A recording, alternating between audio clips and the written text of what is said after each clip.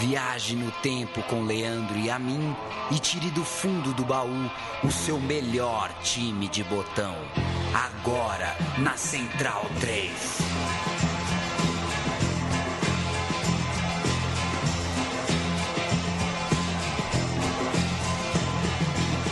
Leandro e a mim e Paulo Júnior.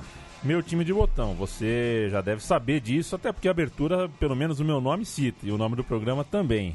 Será que um dia eu vou merecer o nome na vinheta, né? É a expectativa aí pra 7ª temporada do programa? Você merece muito mais do que isso, viu, Paulo Júnior? 15, 16, 17, 18, 19. Começou em 13, né?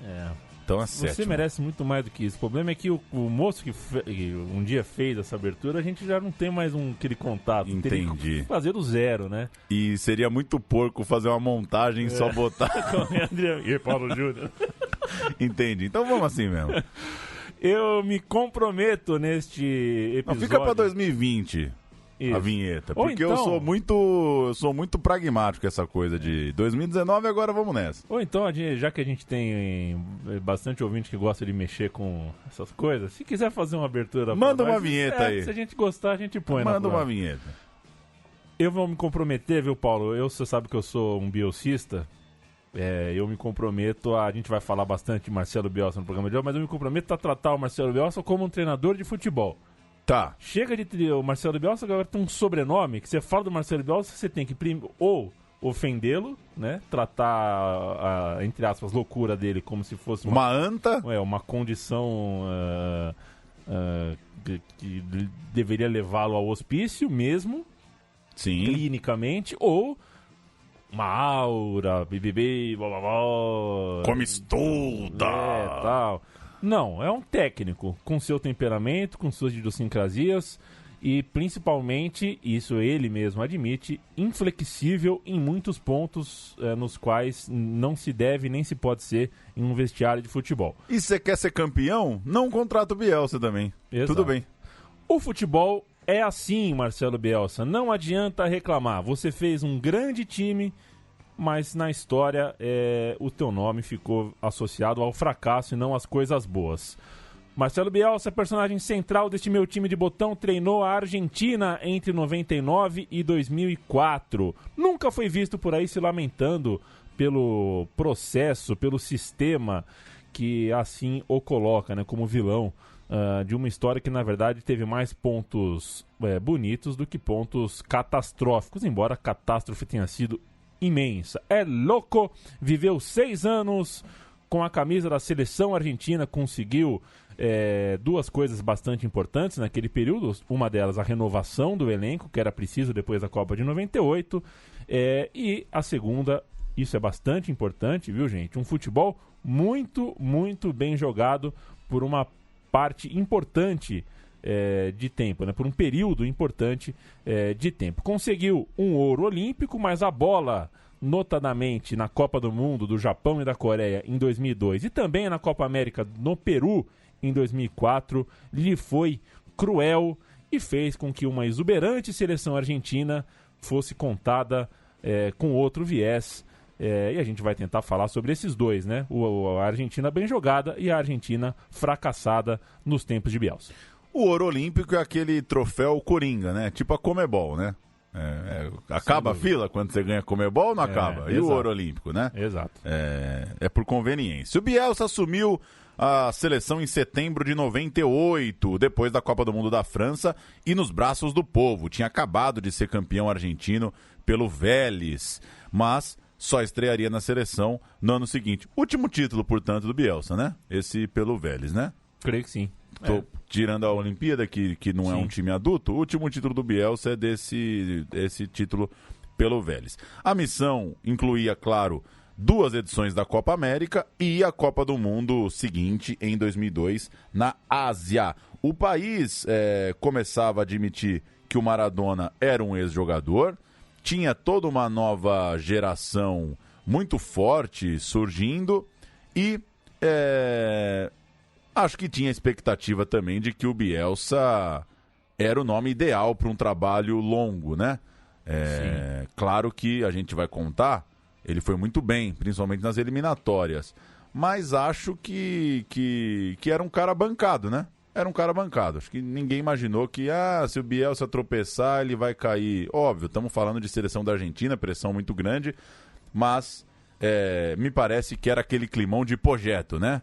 Projeto Bielsa. Vamos para a próxima Copa com um cara, 4 anos, legal, vamos embora.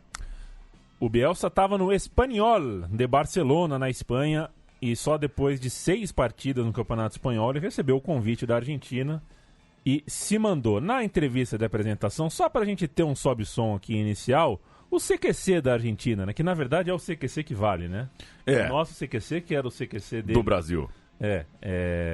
As mesmas palhaçadinhas lá na tela, tudo mais, e pinga não sei o que, aparece uma molinha, faz um saco, mas o cara tava lá na entrevista, vamos ouvir, só fazer um abre aqui. Después de tantas lágrimas, después de tanta decepción, después de tanto llanto, Marcelo Bielsa es el nuevo técnico de la selección argentina. Caiga quien caiga, llega aquí, entre otras cosas, para tratar de esbozar, aunque sea al principio, una pequeña sonrisa de este nuevo técnico. ¿Qué pensás de que Bielsa haya... Entendeu? Já começou a brincadeira. Vamos tentar tirar um sorriso dele e tal. O CQC, a última entrevista do João Gilberto é pro CQC, né? Uhum. Espero que o João Gilberto fique vivo muito tempo e que dê uma entrevista de verdade, mas a última é do CQC. Ele saiu do show no Auditório Ibirapuera e o repórter do CQC pegou ele entrando no carro. E o João não tá acostumado a se relacionar com o repórter, ficou meio em pé ali quando abre a porta e você tá sentando, sabe? E o repórter enfiou o microfone ali e falou: João, você continua à procura da batida perfeita? E aí o João Gilberto fez boa noite. E entrou no carro, né? Que eu achei genial, né? Porque assim, não é que ele achou a piada ruim, né? Não é que o João achou a piada ruim ou não gostou da brincadeira. Ele simplesmente não acessou o código. Assim, aquilo não fez sentido pro João Gilberto. E ele, por diplomacia, deu uma boa noite. Acho que não tem nada pior do que uma piada... assim... Acho que não tem nada pior para uma piada do que ela ter seu código recusado, né? Enfim, esse é o CQC. E esse é o João Gilberto, né? Conseguiu se livrar de muitas... Ficou sem ver muita coisa do mundo moderno, viu? Mundo moderno, mundo contemporâneo, viu, João Gilberto? Isso não é de todo ruim.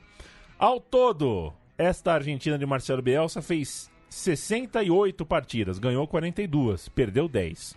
Com a Olímpica, o Bielsa fez 13 jogos, ganhou 11 e não perdeu nenhum. Os números, portanto, não são ruins, mas vamos olhar aquilo que a gente citou como importante, né? Renovação e jeito de jogar. No tocante à renovação, o time tinha alguns pilares iniciais.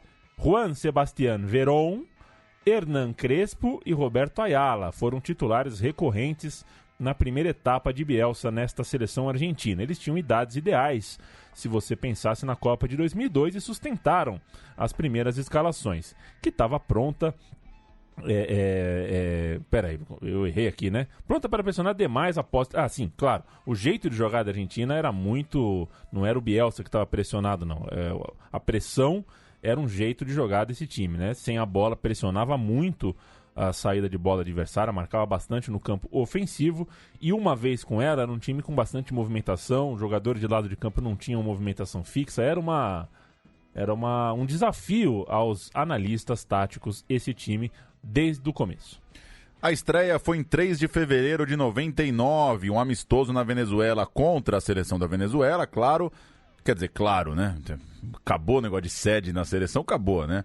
Mas, enfim, Argentina e Venezuela, um amistoso na Venezuela, só com jogadores atuando no país. O Bielsa levou 5 do River, um jogador do Vélez, né? Que era o time que ele treinava, o Bacedas, e tinha também atletas que foram bem no Sul-Americano Sub-20, disputado lá mesmo na Argentina, o Hussain e o Juan Fernandes. Dos 20 convocados para os jogos, essa data tinha também um amistoso contra o México nos Estados Unidos, uma vitória por 1-0, gol do Sorin.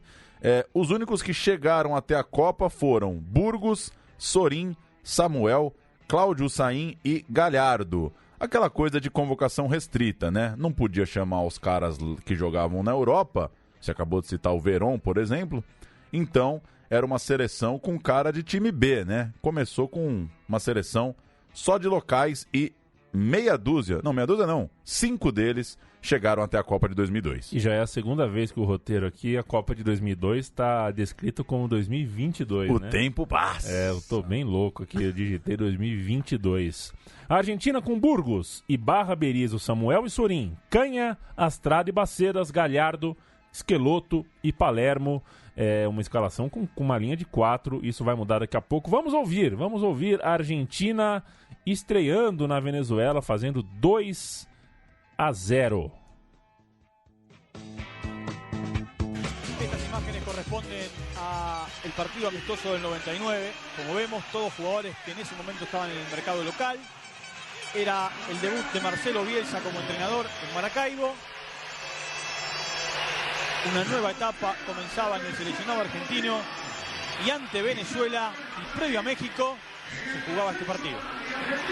Hay tiro de esquina Argentina. Acomoda la pelota Gallardo, el partido está 0-0 de arranque, vendría fantástico muchachos con Palermo. Va a venir el centro, también está Berizzo, viene el centro y está... ¡Samuel!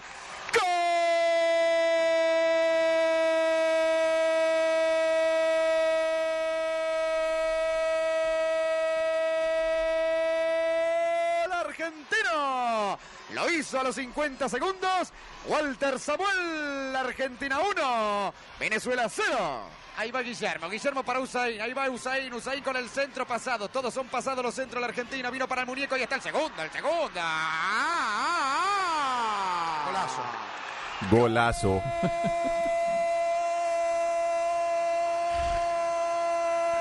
Eu só deixei o segundo gol porque eu sabia que o comentarista ia...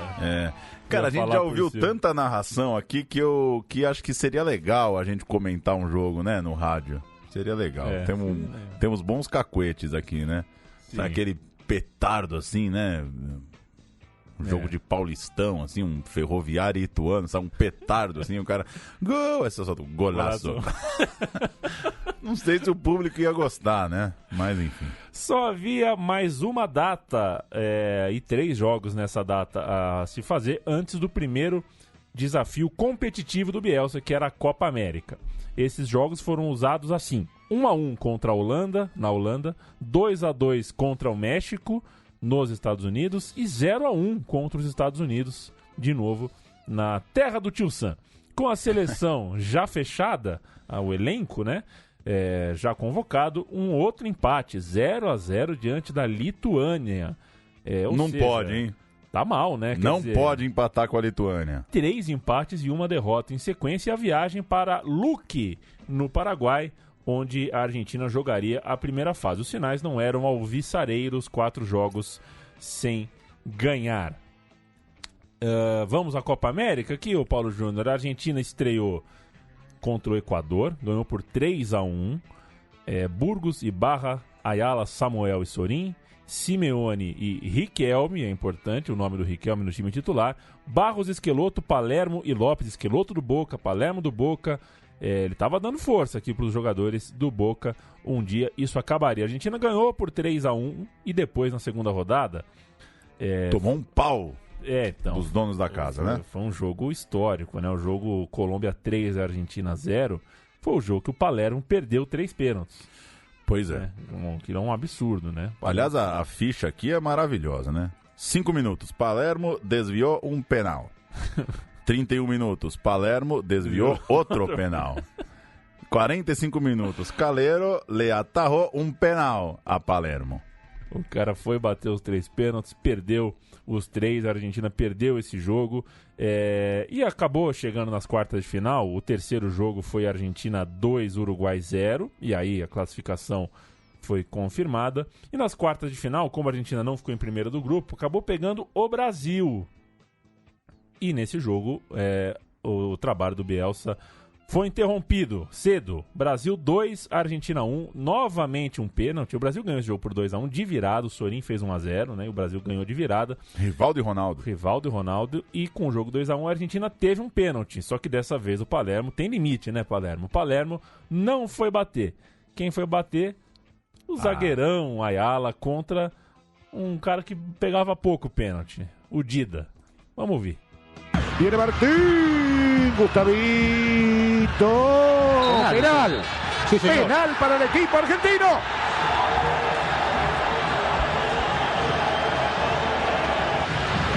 Señoras y señores, allí va Ayala. Atajó Diva. No puede pegarle Ayala, mira cómo quedó. Ahora vuelve. Pero la mordió, la pelota le pegó mal, evidentemente. Señoras y señores, Brasil clasificado, semifinalista de la Copa América, deberá enfrentar a México el próximo día miércoles. Ha quedado... E o Brasil seria campeão da Copa América. O Brasil naquele dia teve Dida, Cafu, João Carlos, Antônio Carlos, Roberto Carlos, Flávio Conceição, Emerson, Zé Roberto, Rivaldo, Amoroso e Ronaldo. O time brasileiro, como você disse, campeão na Copa América ali na frente. E não foi tudo, né? O primeiro ano de Bielsa não parecia promissor. De fato, em setembro teve a famigerada Copa Roca. Né? Embora em Buenos Aires o jogo tenha sido 2-0 para a Argentina, o jogo de volta no Beira-Rio foi uma das maiores exibições da seleção em todos os tempos. Você pegou pesado aqui. Uau, hein? Que coisa. O Brasil meteu 4-2 na Argentina nesse jogo de volta. Escreveu Tostão em sua coluna: há muito tempo o Brasil não realizava uma partida tão vibrante e brilhante. Foi um show de talento e eficiência. Rivaldo mostrou porque é hoje o jogador com maior capacidade individual em todo o mundo para decidir uma partida. Inesquecível jogo de fato. Muita gente confunde esse jogo com o das eliminatórias, né? O 4-2 é a Copa Roca. As eliminatórias, sim, tem o jogo que a gente imagina vai chegar daqui a pouco. Passar exatamente a ficha do 4-2? Vamos nessa. O Brasil jogou com Dida, Cafu, Antônio Carlos, Scheidt e Roberto Carlos. O que mostra que tinha uma posição em disputa aí, né? Porque foi João Carlos na Copa América e Scheidt. E que duelo, hein? Duelo de tantãs. Emerson, Vampeta, depois Marcos Assunção, Rivaldo e Zé Roberto, depois Juninho Pernambucano, Ronaldinho, depois Elber e Ronaldo, técnico Vanderlei Luxemburgo da Silva. Começo de Ronaldinho na seleção, né? Ele que estreara na Copa América de 99. A Argentina de Bonano, Vivas, Ayala, Samuel, Zanetti, Redondo, Verón, Kili Gonzalez e Sorin, Ortega e Crespo. Bom time, hein? Bom time. Muito talento em campo e uma intenção já do Bielsa. 3 zagueiros, né? Foi com Vivas, Ayala e Samuel. Um 3-5-2 com Zanetti e Sorin de alas. E esses 3 zagueiros talvez tenham sido o princípio da mudança aí de rendimento, né? Chegamos no ano de 2000 e começa o show argentino. Um jogo fundamental logo em março, pela primeira rodada das eliminatórias. Um jogo que marcou o começo da excelente fase do futebol desse time. 2 meses antes, é bom a gente lembrar, em janeiro, né, em Londrina, a Argentina Sub-23 jogou pré-olímpico aqui no Brasil, um pré-olímpico de altíssimo nível, e a seleção, treinada por José Peckerman, perdeu a vaga para as Olimpíadas, né? Ficou fora dos Jogos de Sydney, mesmo tendo no elenco Saviola, Riquelme, Aimar, Placente, Cambiasso, Gabriel Milito. O Bielsa não gostou nada de saber que tantos talentos ficaram de fora da Olimpíada. E quem pegou essa vaga foi o Chile, justamente o adversário argentino na primeira rodada das eliminatórias. O Chile ficou em uma febre olímpica e alguns jogadores daquela competição já estavam convocados para o time de cima. Zamorano e Salas brilhando do lado de lá e Bielsa do lado de cá, disposto, por exemplo, a ver o Batistuta, que até então estava fora do time, a dar a volta por cima, né? A Copa de 98 não foi muito boa para ele, embora ele tenha feito 3 gols na Jamaica, estava brigando pela artilharia, ele tecnicamente não fez uma boa Copa, mas era um jogador bastante acima da média, muito decisivo e fundamental para a retomada da Argentina, tanto que fez de falta de longe 1-0 logo de cara. A Argentina jogou com Bonano, Ayala, Pochettino, Samuel, Zanetti, Simeone, Verón, Kili Gonzalez e Ortega, Cláudio Lopes e Batistuta. Timaço. Um 3-4-1-2. 2. A gente já falou que o Batistuta fez 1-0 de falta. A gente não vai ouvir o gol de empate do Chile, mas vai ouvir 2 vezes, 2 gols, ou 1 gol só, não lembro agora o que a gente vai ouvir, mas a gente vai ouvir o Verón começando, iniciando jogada. Foi a noite de Verón no Monumental de Núñez. Por adentro, sigue Verón, levanta la mano, Zanetti libre. Mira qué pelota que puso Verón, por Dios. Este es Zanetti, allí va Zanetti. Vamos, Pupi, sigue Zanetti, vamos con el segundo, el Cholo. Rebota en la barrera del Piojo. ¡Qué culo, por Dios! Verón.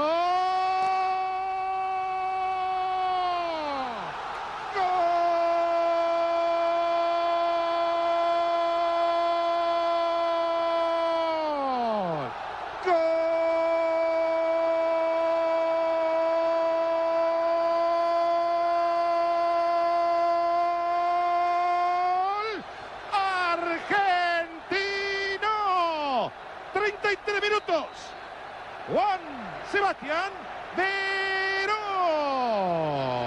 Argentina 2. Um salve esse, outro gol que ele faz é de pênalti, não é necessário.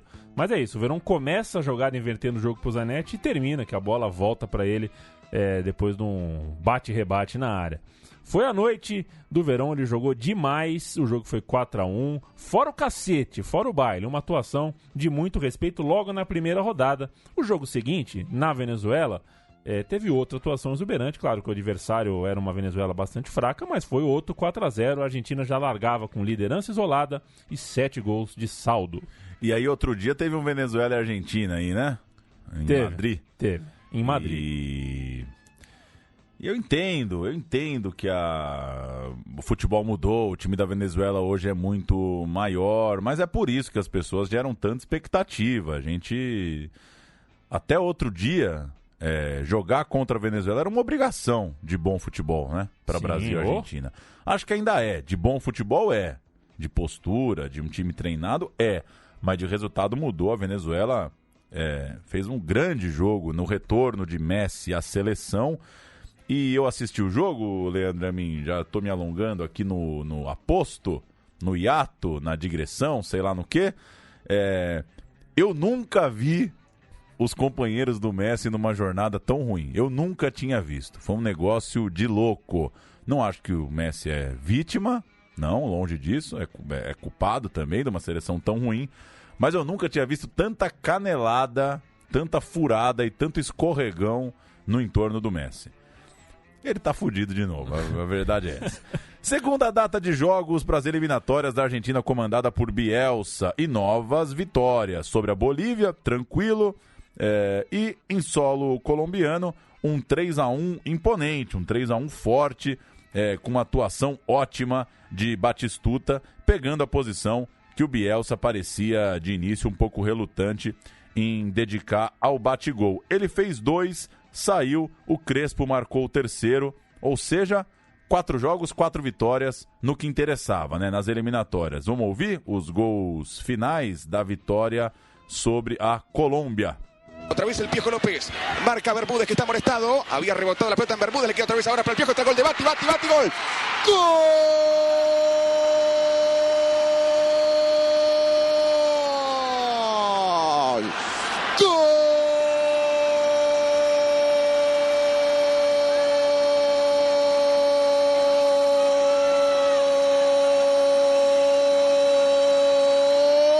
Argentino, otra vez Gabriel Omar Batistuta cuando se iba al primer tiempo, el Piojo López para Bati, segundo de Bati, segundo el seleccionado argentino, en ventaja el equipo de Bielsa, lo canta Argentina, lo grita Bati, 2-1 el partido en Colombia.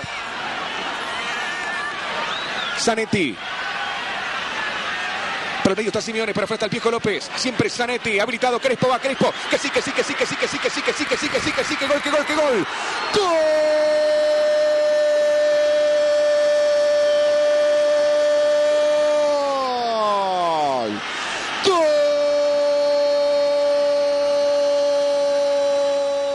Só uma observação, né? 2 gols do Batistuta, 1 do Crespo. Essa também é uma das grandes discussões a respeito dessa época, né? O técnico da Argentina se recusava a colocar Batistuta e Crespo ao mesmo tempo. E os dois estavam em ótima fase. Ele foi inflexível porque achava que o time dele não conseguia jogar com 2 centroavantes ainda que eles fossem dois ótimos, monstruosos centroavantes. Então ficou aquela coisa, até o cacete planeta deles ficou brincando com isso. Pô, eles não podem jogar juntos e tudo mais. Com mais uma vitória, um 2-0 sobre o Equador na quinta rodada, a Argentina chegava com 100% de aproveitamento ao grande clássico. Brasil e Argentina no Morumbi. E olha lá, assim como aquele 4-2 no Beira-Rio, outro cacete da seleção do Luxemburgo. O Bielsa apanhou, hein? Apanhou do Luxa. Apanhou do Luxa. Esse foi um jogaço, aço também. A Argentina, sensação do torneio, 100% de aproveitamento, um futebol jogado cada vez de forma mais eficiente, mas o lead da Folha de São Paulo explica o lado amarelo da partida. Abre aspas, a seleção brasileira fez ontem contra a Argentina sua primeira exibição convincente nas eliminatórias para a Copa de 2002. Depois de 5 atuações que oscilaram entre o sofrível e o razoável, o time derrotou seu maior rival por 3-1. Que noite de Alex, que noite de Vampeta. E em vez da gente cantar a escalação, sobe o som aqui pro Galvão Bueno, vai. Canta aí. Brasil! O Brasil vem a campo com o Dida, o goleiro número 1. Evanilson, lateral direita 2, substituindo o Cafu. Antônio Carlos, número 3, o capitão do time. Roque Júnior com a número 4. E Roberto Carlos, número meia dúzia. No meio campo, Emerson, que volta depois de cumprir suspensão por cartão amarelo. Com a número 5, Vampeta, número 8. Zé Roberto, número 11. E Alex, com a número 9. Na frente, Ronaldinho Gaúcho, número 7. E Rivaldo como atacante, mais pela esquerda, como ele jogou muito tempo no Barcelona. E jogando nessa função no Barcelona, foi apontado como o melhor jogador do mundo. A Argentina vem a campo com Bonano, goleiro número 1. 3 zagueiros, Ayala, número 2. Sensini, o líbero, capitão número 4. Samuel, número meia dúzia. O ala direita, Zanetti, número 8. Simeone é o volante de contenção número 14, Verón, um homem de criação número 11, Kiri Gonzalez, que é volante no time dele na Espanha e joga de ala esquerda, número 18, na frente Ortega, número 10, Crespo, número 9 e Cláudio Lopes com a número 7, Marcelo Bielsa é o técnico. Fechou, Alex de 9, hein? Não jogou de 9, jogou com a 9, mas eu gostava, viu? Eu gosto dos caras que não tem muito medo de inventar, né? Pois é. Do lado argentino, essa observação que o Galvão Bueno fez muito bem. O Kili Gonzalez, que era mais um volante que qualquer outra coisa, jogava nesse time como um ala esquerdo. O Sorin era outra opção, mas era um puta de um lock. Então era melhor o Kili. O Kili guardava um pouquinho mais posição. É que gostava de ser lateral, o Sorin, ou é um ponta frustrado? Nunca gostou. E o Crespo, como a gente falou, o Crespo jogou essa partida, era o 9, e ele estava disputando com bate-gol, era jogo a jogo ali, eles se revezavam. O Ayala tinha agora o Walter Samuel como titular absoluto, ali junto com ele na zaga. Simeone mais Verón no miolão ali do meio de campo, parecia também uma certeza do El Loco. E um detalhe, né? Esse jogo aconteceu um mês apenas após o Boca Juniors, naquele mesmo Morumbi, ganhar a Taça Libertadores. Palermo, mas principalmente o Riquelme, eram desejos populares, estavam quentinhos ali na memória do argentino, né? Eram nomes ali que o povo queria porque eram campeões da Libertadores. Como sabemos, a questão Riquelme durou até a Copa do Mundo ali pro Bielsa, né? Foi como teve que responder, ou como teve que ler, e nunca respondeu, né? Ele sempre ignorou essa questão do por que não o Riquelme? As convicções não mudaram depois dessa traulitada para o Brasil, nem com o jogo seguinte, 1-1 em casa com o Paraguai, e depois vieram 6 vitórias consecutivas, incluindo 2-1 no Uruguai, em casa, 5-0 na Venezuela e um amistoso contra a Itália em Roma, vitória de 2-1, começando o ano de 2001 com esse amistoso na Europa. A gente tem o gol da vitória, o Crespo marcou em Roma, a Argentina, líder absoluta nas eliminatórias, vencia uma potência europeia para abrir 2001. Aymar, el Kili, ahí está Crespo, gol argentino. El segundo lo hizo Crespo a los 3 minutos. La Argentina 2, Italia 1, Crespo. Era un alargue comienzo del segundo tiempo del final de la primera etapa, de un equipo que permite esta alegría. Gustavo, Crespo, que viene Hernán, sigue Crespo. Pois é, tem uma digressão no fim do jogo do comentarista falando que isso mais ou menos ele falou, era um time da Argentina que dava alegria. E o time tinha, essa alegria era causada em partes porque o Bielsa conseguia repetir os nomes e o formato e ganhava a memória, né? O torcedor começava a decorar o 11, ou pelo menos o quase 11, ali os 13, 14 que estavam jogando sempre. O afeto do torcedor só crescia. E uma novidade para 2001, né? Sorin e Kili Gonzalez, que a gente falou agora há pouco, começaram a jogar juntos, revezando pela ala, né? O Kili cobria o Sorin quando o Sorin virava um jogador por dentro, entrando na área como jogador surpresa. Ou seja, o Sorin não era um jogador surpresa, porque ele estava sempre na área, né? Sempre lá.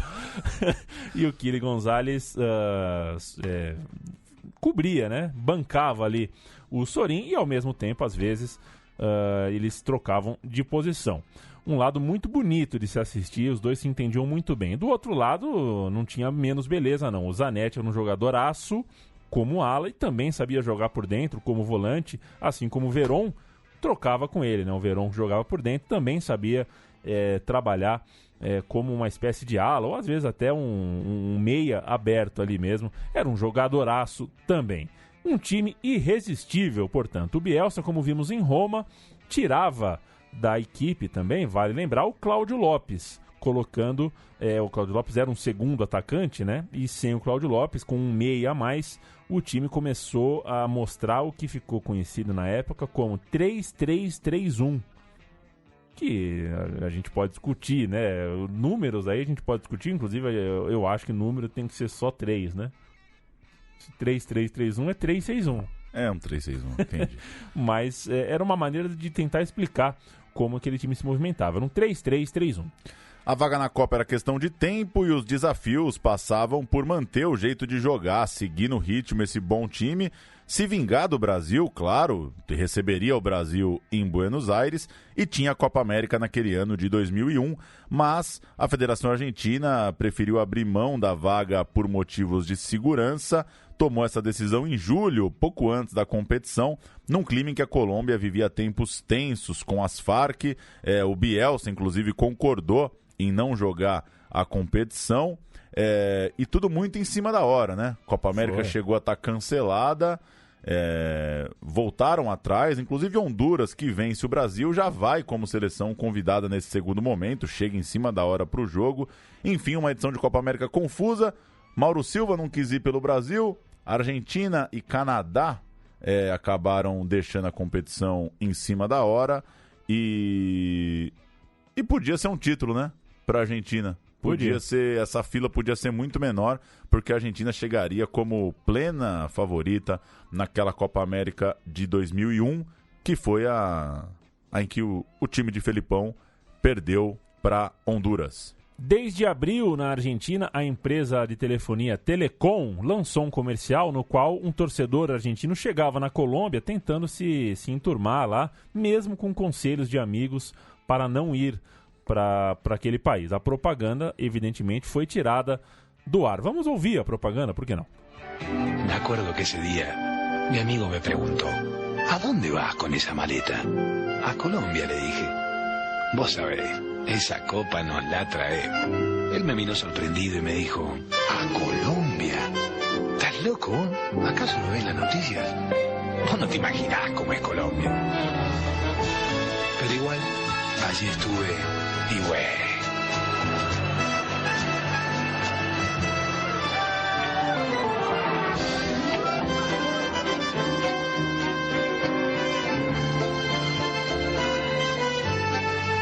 Cuando volví a Buenos Aires, me encontré otra vez con mi amigo y le dije: ¿sabes algo, che? Tenía razón. Vos no te imaginás cómo es Colombia.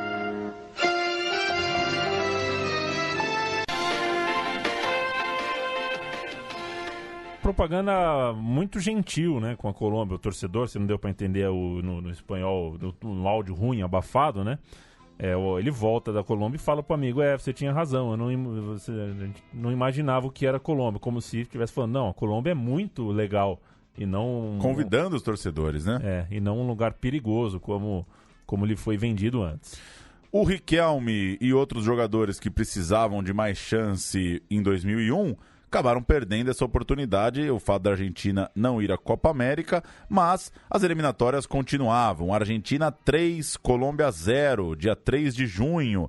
Mais uma atuação de gala, exibição especial que fez, inclusive, a torcida pedir mais gás para, quem sabe, vingar o 5-0 de 93. A Argentina fez 3-0 no primeiro tempo, mas parou por ali. Era o melhor time do continente, às vésperas de uma Copa América em que não participou. Vamos ouvir os 2 primeiros gols? A Argentina atropelando a Colômbia 3-0 em meio tempo. Y la imprecisión ahora. Este es Sorín, este es Simeone. Otra vez Juanpi Sorín, que reventó el palo izquierdo del arquero Córdoba. Que bien la hizo el Kili, grande Kili, sigue el Kili, gol, gol, gol, gol.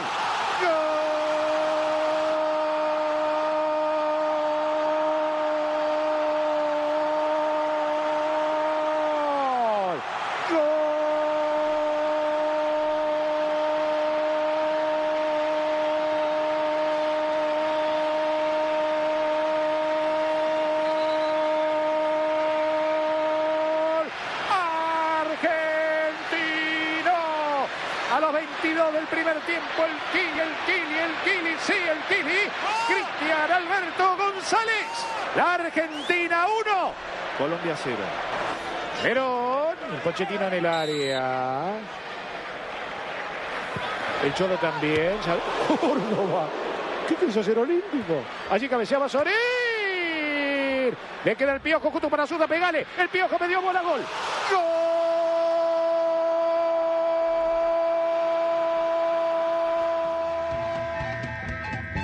Tá aí os 2 gols, mas o mais bonito do jogo foi o terceiro, viu, gente? Depois busca aí no YouTube. O terceiro gol do Crespo foi uma pintura. Golaço do Crespo, 3-0 com 35 minutos de primeiro tempo. Um passeio, um dos jogos históricos dessa Argentina que realmente merece ser lembrado. E aí a Argentina assistiu tranquilo na Copa América de sua casa e também assistiu o bi do Boca Juniors na Taça Libertadores. Nada, porém, de Riquelme nem de nenhum de seus Blue Caps, os seus parceiros ali de Boca Juniors, nas próximas convocações. O Brasil, por outro lado, que perdeu a Copa América para Honduras, né, uma coisa horrorosa, já não tinha o Vanderlei Luxemburgo. E tinha, sim, o Felipão. Engraçado, né? Já tinha passado o Leão aí também. Passado o Leão. Quer dizer, meio tempo. Você vê por outro ângulo, né? Pelo ângulo da Argentina, o Brasil aparece dando um cacete com o Lucha, outro cacete com o Lucha e aparece com o Felipão.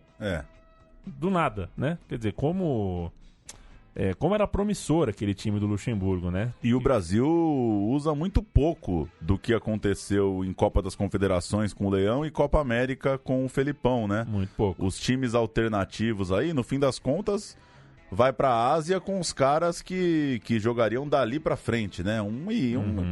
Toda aquela questão de a saída do Luxemburgo, CPI do futebol e tal, acabam sendo meio que um buraco ali na evolução da seleção brasileira.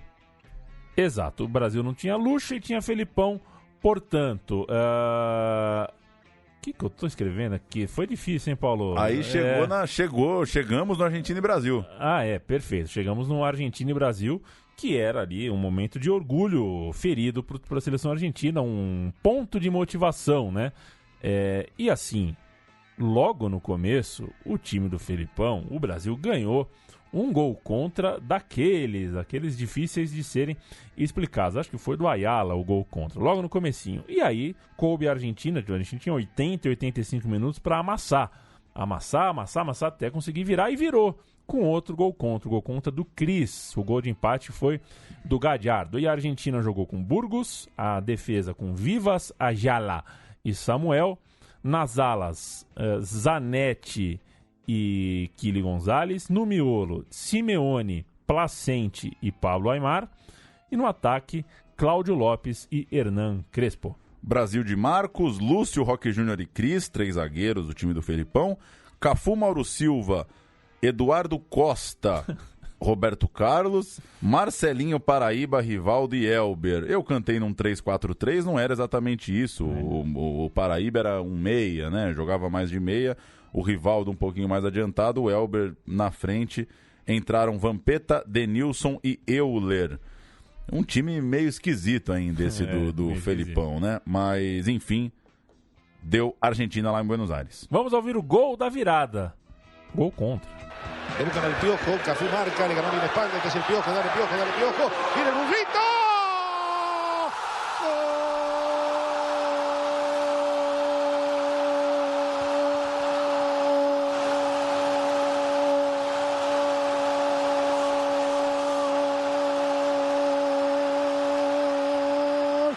Argentino, todos los abrazos son para el Piojo, la Argentina, en casi 40, está 2-1, dio vuelta al partido.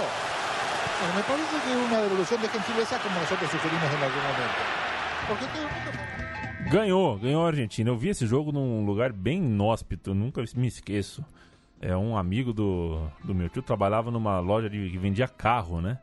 Chamou a gente pra ver o jogo, a gente assistiu o jogo no meio de uns carros 0 km, assim, uma TV colocada entre uma SUV e uma picape, assim. Que coisa, hein? Foi bem estranho aquele jogo. O Brasil ficou em 4º lugar. Um abraço pro Valdir, hein? Valdir Cabeça, o Valdir Sapão.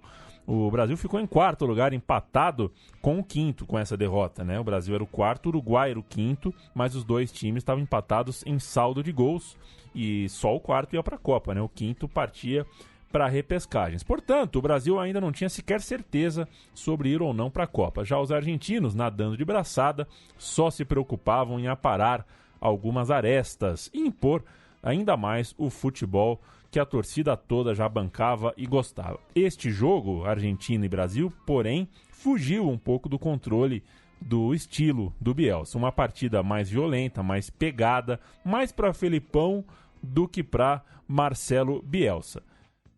Não teve a beleza, teve a vitória. Isso vale bastante também no futebol, né? A vitória, ganhar um Brasil e Argentina vale, bom, né? Parece que vale.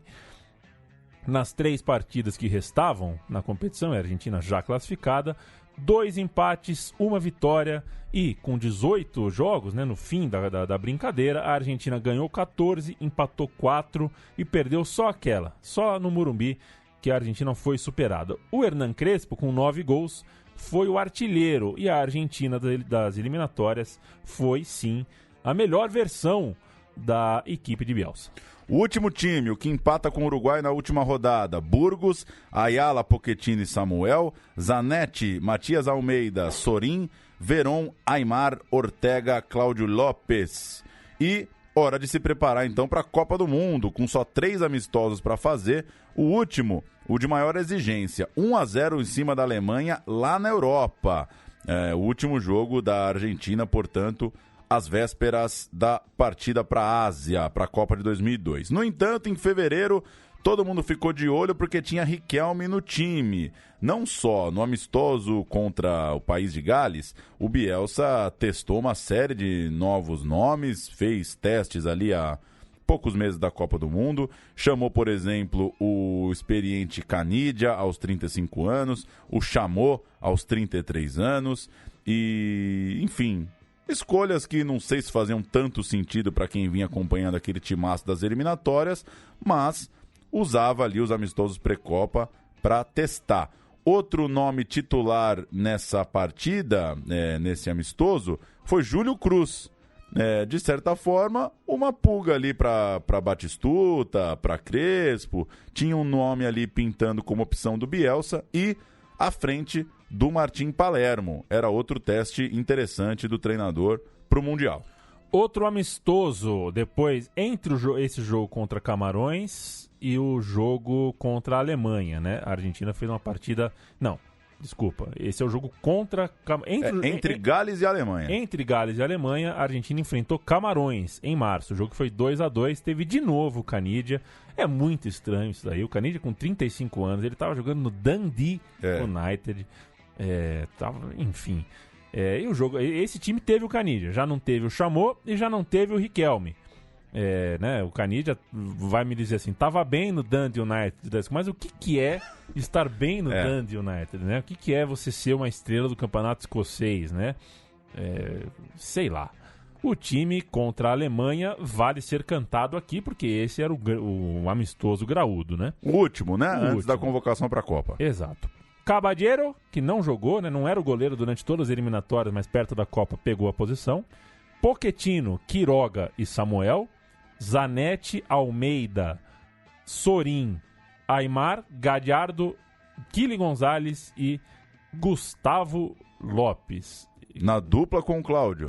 Exatamente, eu cantei com um a menos. Né? Gustavo Lopes e Cláudio Lopes no ataque. Então, de novo, meio campo. Zanetti, Almeida, Sorin, Aimar e Kili Gonzalez. O Gallardo que eu cantei, ele entrou no decorrer da partida. O Gustavo Lopes e Cláudio Lopes fizeram o ataque. A gente vai ouvir o gol do Sorin, atacando de atacante, né? Como diz o outro. Gol do Sorin em Stuttgart.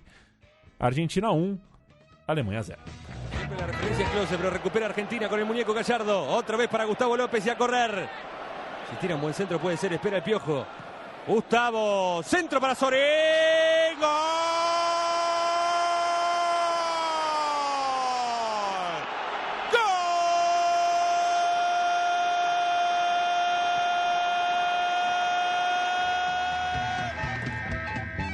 A Copa em si a gente vai pular, né, Paulo? A Copa de 2002, os jogos lá, é uma história já bastante contada, já bastante sabida. Grupo da morte, uma estreia boa, mas depois Inglaterra 1, Argentina 0. Grupo embolado, um empate quando era preciso vencer a Suécia e bye-bye Copa do Mundo. Um tsunami na cabeça de Marcelo Bielsa e suas escolhas polêmicas. Caniggia no lugar do Saviola, sem Riquelme. Insistindo em não colocar Crespo e Batistuta juntos, né? A situação física do Batigol, inclusive, era uma questão. Tudo caiu na cabeça do Bielsa. O fato é que ele não foi bem na Copa, mas não foi demitido. Jogaço Argentina e Inglaterra, hein? Jogaço, foi um jogaço. Jogaço. E o Beckham jogava. E bateu bem o pênalti. Bateu bem. Há quem ache que Bielsa tomou a decisão sobre Riquelme e Palermo lá na Copa América de 99. E ele é mesmo capaz de fazer isso, mas foram várias as incoerências na lista final. A situação ficou pequena, o clima ficou meio pesado para o Bielsa, a opinião pública se voltou violentamente contra o Bielsa depois do fracasso na Copa do Mundo, mas o Júlio Grondona surpreendeu e não fez o mais simples, que seria demitir o Bielsa. Ele bancou. Ele deu ao Bielsa uma nova chance, um novo ciclo mundialista, claro. Agora o Bielsa não tinha o apoio popular, mas ele mantinha esse objetivo de olhar 4 anos na frente e promover uma renovação, já dessa vez para a Copa de 2006. Agora, porém, o Bielsa também teria a seleção olímpica para cuidar. Era um outro projeto que significava... tinha uma importância, né, para o Bielsa. Ele assumia agora também a seleção sub-23, a seleção das Olimpíadas, que teria ali uma chance de, em 2004, lutar por uma medalha de ouro. A relação do Bielsa com a imprensa se desgastou por causa dessa tensão com a opinião pública pós-Japão e Coreia, e ele ficou um pouco mais arredio, ficou um pouco mais difícil para o jornalista argentino conversar com o Marcelo Bielsa. Primeiro passo dele, convocar Riquelme e Saviola para os amistosos de novembro.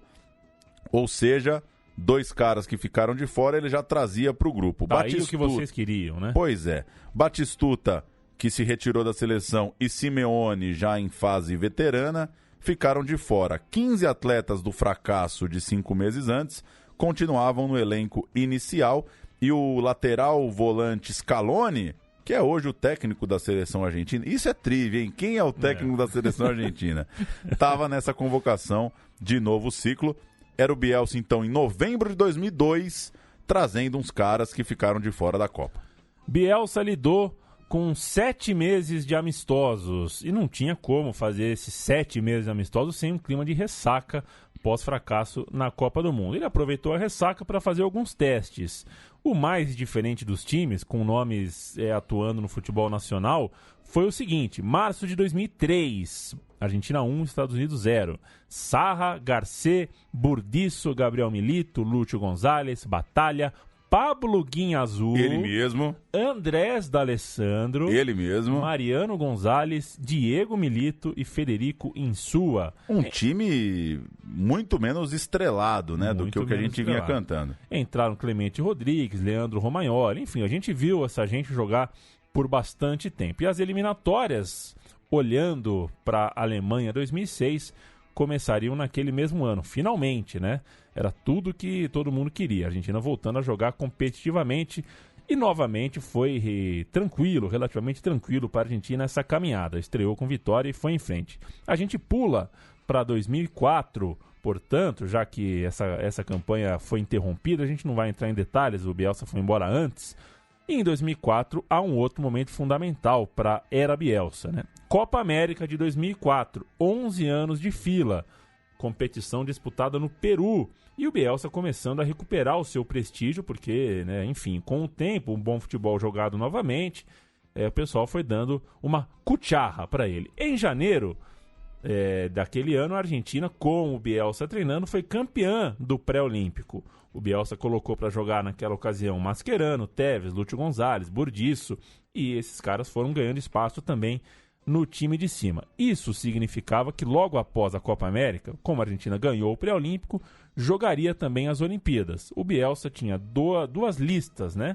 A da Copa América e a Olímpica, para anunciar mais ou menos no mesmo tempo. Acabava uma, começava o trabalho para outra. E como a rivalidade pesa, nesse pré-olímpico, Diego, Robinho, Nilmar, né? Kaká Sim. também, a turma toda fracassou, né? O Brasil com uma geração e tanto saindo do Campeonato Brasileiro de 2002 muito forte para os jovens, sob o comando do Ricardo Gomes, não conseguiu chegar às Olimpíadas. A redenção de Bielsa ficou por menos de 1 minuto. O futebol, a Argentina mostrou 6-1 na estreia contra o Equador, aí perdeu para o México, saiu perdendo para o Uruguai, mas jogou muito, virou bem esse jogo contra o Uruguai do Fossati, 4-2 para a Argentina na última rodada da Copa América. Nas quartas de final, 1-0 para cima dos donos da casa, o Peru, e na semifinal, a melhor atuação. A Argentina meteu 3-0 na Colômbia com Tevez, Lúcio Gonzalez e Sorin. A Argentina chegava forte, favoritaça contra o Brasil na final. Jogo do famosíssimo gol de Adriano. Só deu a Argentina, né? Principalmente, jogou bem, 1-0 no primeiro tempo, o Brasil nas cordas, até que o Brasil empata, né? No final do primeiro tempo, deixa o jogo vivo para o segundo, e a Argentina faz 2-1, mas já no estouro do cronômetro, já com o Galvão Bueno enterrando o defunto, né? É uma seleção B, o Brasil tem boas coisas, a renovação está sendo feita, e a bola quica para o Adriano fazer o empate e o Brasil ganhar nos pênaltis.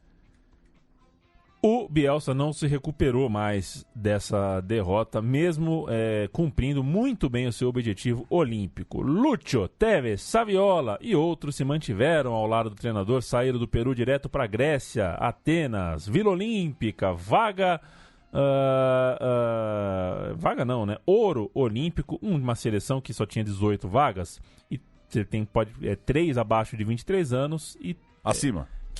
15 abaixo de 23 e 3 acima, né? Os 3 que o Bielsa escolheu foram Ayala, Heinz e Kili Gonzalez.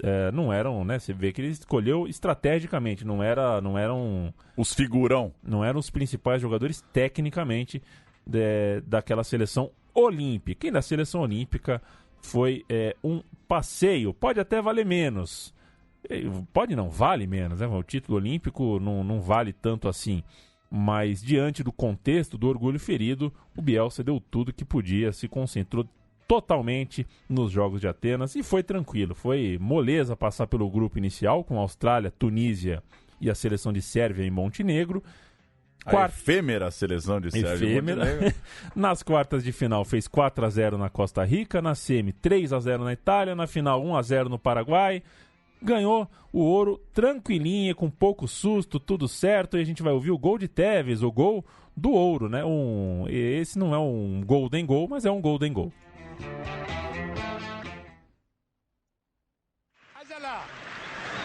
Para Mauro Rosales. Tevez en posición de 9. Vino el centro. ¡Tevez!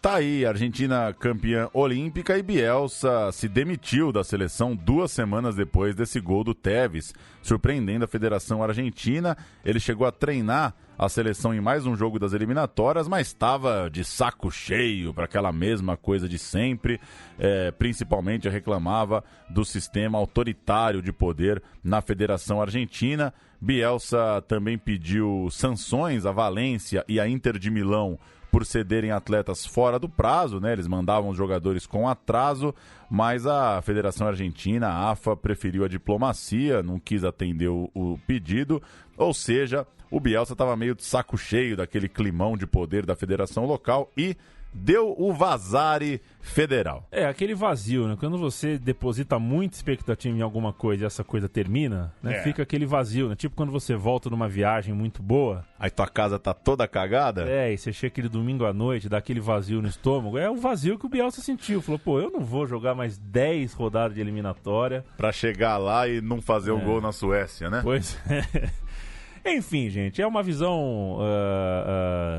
A gente pode oferecer uma visão mais filosófica da coisa, da demissão do Bielsa, porque foi o que na nossa pesquisa aqui a gente encontrou também. Foi como se o Ouro Olímpico não tivesse enchido a barriga totalmente do Bielsa. Quer dizer, se eu tô lutando sempre para ganhar e agora eu ganhei e a vitória não é tão incrível assim para mim, e ao mesmo tempo desentalou o que eu tinha na garganta, quer dizer, eu precisava de uma vitória, de um triunfo, 2006 longe demais, o que significa, né, a demissão ou não do Marcelo Bielsa tão do nada, assim, até quando ele conseguiria continuar ali em braço de ferro com os próprios patrões. Enfim, o desafio ficou desproporcional à gana que o Bielsa tinha naquele momento e o temperamental treinador argentino deixou o projeto 2006 no meio. Quem assumiu foi o José Pekerman. Abre aspas para o Rafael Bielsa, irmão do treinador. A renúncia está dentro da sua lógica. Ele está muito machucado. O Rafael Bielsa, que era um chanceler na época, a família do Bielsa é cheia de diplomata, né? De político, enfim. É uma família diplomata. Segundo ele, o irmão do técnico Marcelo Bielsa, só o título da Copa América deixaria o Marcelo confortável no cargo, e o Bielsa disse, tem uma matéria da Folha de São Paulo, e o Bielsa fala apenas o seguinte: a gente merecia ter vencido no Peru. Enfim, doeu, né? O gol do Adriano doeu demais. A gente vai terminar com a carta de renúncia, com o Bielsa dando a renúncia da sua... lendo a carta de renúncia, né? Se demitindo ao vivo e a cores para a seleção argentina. Então, fica o tchau, né, Paulo Júnior? Valeu, que loucura, né? O Adriano fez aquele gol, jogou mais uns aninhos e parou também, praticamente, né?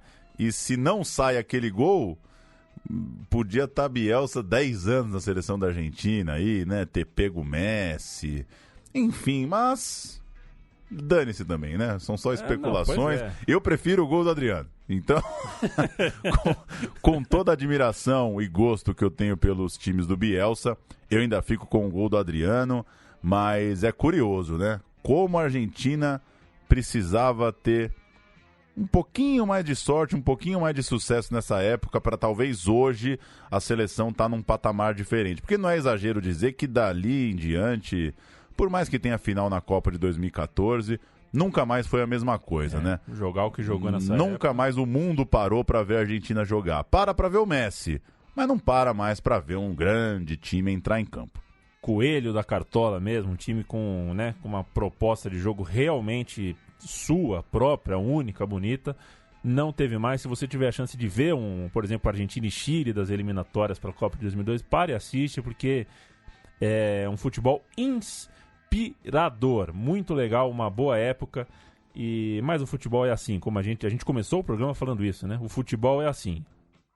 Dá um bico pra área, um desvia, o outro dá um voadora na bola, sobra pro Adriano, o Adriano mete a caixa, muda todo a trajetória, o curso das coisas. O Bielsa é um cara que desencana fácil também de algumas coisas, né? Pois é. Um dia ele acorda e desencana. A gente fica militando pra um louco aí também, né? Ele tá cagando pra gente. Pois é, talvez ele não sequer ache aí que é tão... Enfim, vamos com a carta do Bielsa, a gente volta em breve. Visite nossa cozinha, hein? central3.com.br.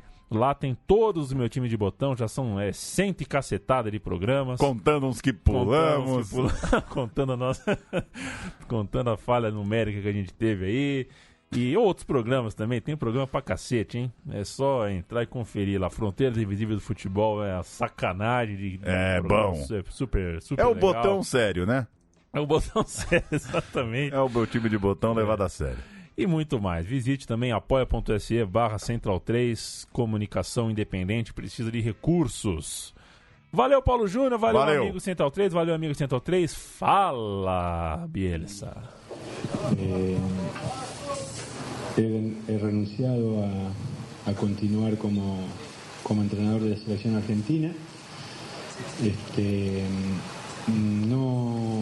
Los motivos son muy simples, muy sencillos. Noté que la energía que exige absorber todas las tareas que implica ser entrenador de la selección, que son muchas, muy variadas y que exigen que demandan una gran responsabilidad y una gran contracción, que ya no tenía esa energía, que ya no tenía ese impulso.